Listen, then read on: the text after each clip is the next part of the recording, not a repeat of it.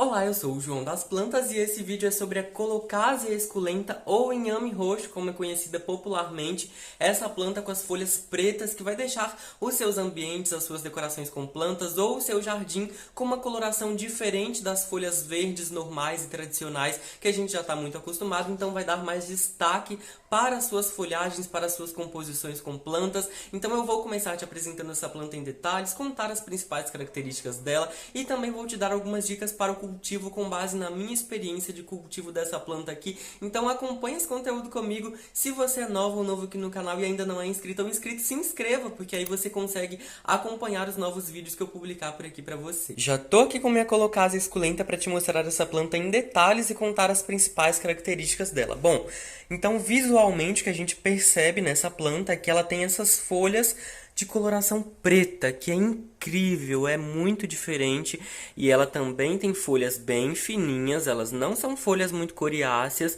elas são folhas bem finas que lembram a textura de uma folha de papel mais fina, sabe? Ela não é uma planta de folhas mais grossas e muito coriáceas. Então, ela inclusive é da mesma família dos Caladiums, né? A família Araceae, ela pertence à família, né, da mesma família dos Anthuriums, Philodendrons, Alocasias, e ela também é muito parecida, né, inclusive nas características gerais de dormência, de cultivo, né, de hibernação, mas também de rebrotação em períodos quentes. Ela é muito parecida com os Caladiums, é muito próximo mesmo. E essa é uma planta que o nome científico dela é Colocasia esculenta, mas ela é uma planta comum e ela popularmente é conhecida como taro ou inhame roxo, até mesmo porque ela produz um tubérculo ali no interior do substrato, né, de onde surgem as folhagens, que inclusive é comestível, né? Então algumas pessoas já devem conhecer essa planta, não é muita novidade, mas o fato é que ela tem uma coloração diferente e que é muito ornamental, né? Acaba sendo atraente, né, para a formação de jardins ou de canteiros, né? Ou para a gente também ter nas nossas decorações, já que é uma planta que vai muito bem em ambiente interno, ela vai tolerar um local mais sombreado, ela não precisa de sol direto para crescer, para ficar bem. As folhas mais jovens da planta nascem mais esverdeadas, como essa, por exemplo, e é interessante porque ela já tem as nervuras centrais marcadas, né? Então, as nervuras aqui já são bem marcadas com essa coloração preta, né, que é bem vibrante. E aí as folhas vão amadurecendo conforme vão crescendo e vão adquirindo essa coloração preta bem mais presente. Então, essa é uma das características. Outra coisa é que ela tem os pecíolos bem longos, eles são compridos, como esse, por exemplo, ó, e eles também têm uma coloração bem arroxeada, que é bem bonito, ó. Então essa é uma das características dessa planta.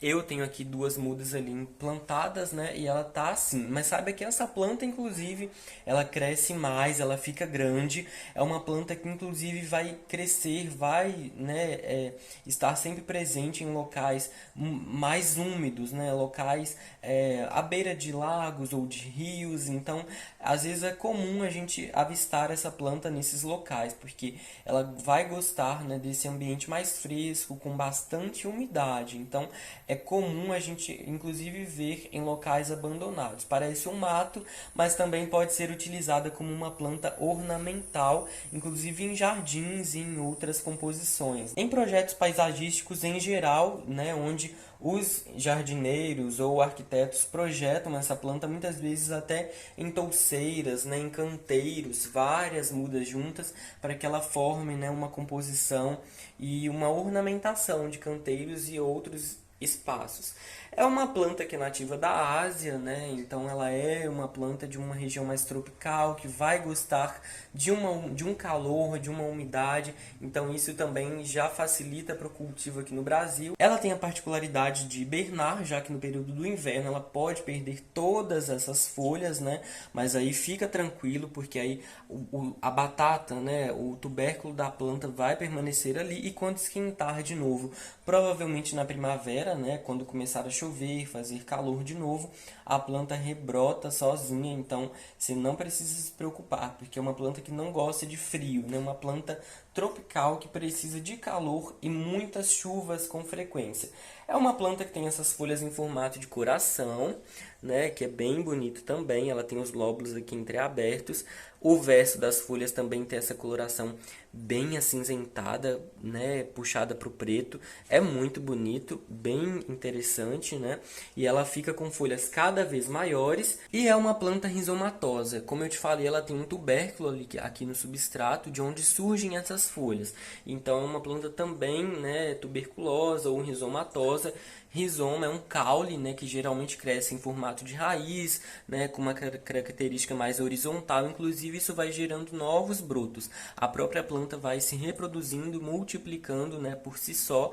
Então, essa é uma das características dessa planta também. Muito parecida com os caladiums em geral. A Colocasia esculenta é uma planta herbácea, já que ela possui caules e folhas mais molinhos, né, mais maleáveis, não são rígidos como uma planta de caule lenhoso, por exemplo. Então é uma planta mais sensível, muito próxima, né, muito parecida com as características gerais dos caladiums em geral. E ela também é uma planta originária de regiões tropicais, né, e ela vai gostar de meia sombra e também de muita umidade. Como eu te disse, ela vai sobreviver bem à beira de rios, de lagos.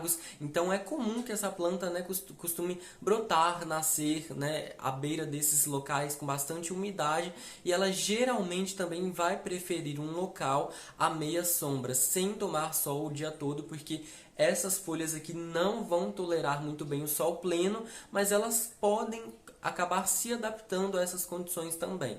Não é o ideal, mas muitas vezes elas vão acabar se adaptando a isso.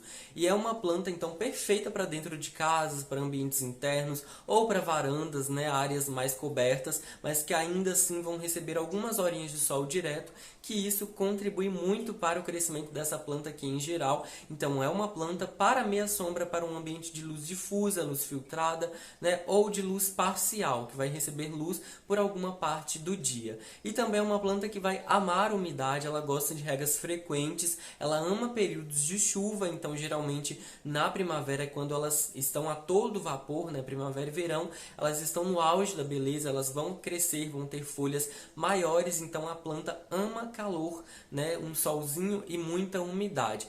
Além disso, ela vai gostar de um substrato que seja rico em matéria orgânica, mas bem poroso, bem aerado ou um pouco arenoso, né? Um substrato com um pouco de areia. Não precisa ser muito, mas pode ser um pouco, porque inclusive como ela tem um tubérculo, né, alguns rizomas ali, ela vai gostar desse substrato mais aerado e isso vai contribuir para o desenvolvimento, né, dos tubérculos ali e também para a multiplicação deles. Então isso é bem interessante.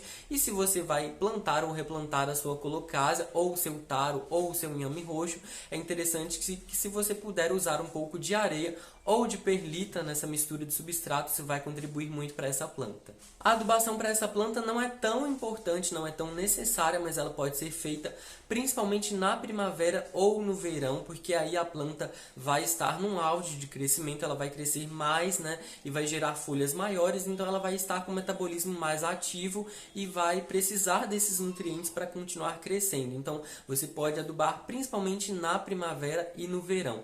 No outono e no inverno, pode ser que essa planta hiberne, então ou ela não vai gerar novas folhas, ou ela vai perder todas as folhas. Isso é muito comum, acontece, inclusive é igual aos caladiums, né, já que são plantas tropicais e elas não toleram frio, elas precisam de calor. Então pode ser que no inverno a sua planta perca todas as folhas e fique apenas com a estrutura tuberculosa ali, né, enterrada no solo. E aí você pode manter, não precisa ficar molhando com frequência, que quando começar o período da primavera, as chuvas e o calor de novo, ela rebrota com força total. Uma forma de multiplicação ou de reprodução, propagação dessa planta é através da divisão das touceiras ou da reprodução, né, dos tubérculos. E aí a planta, geralmente o que é mais fácil de fazer é esperar que ela gere brotos nas laterais, e aí quando tiver vários brotinhos, você pode separar e plantar em vasos individuais. Essa é uma das maneiras mais fáceis e mais eficazes de reproduzir essa planta,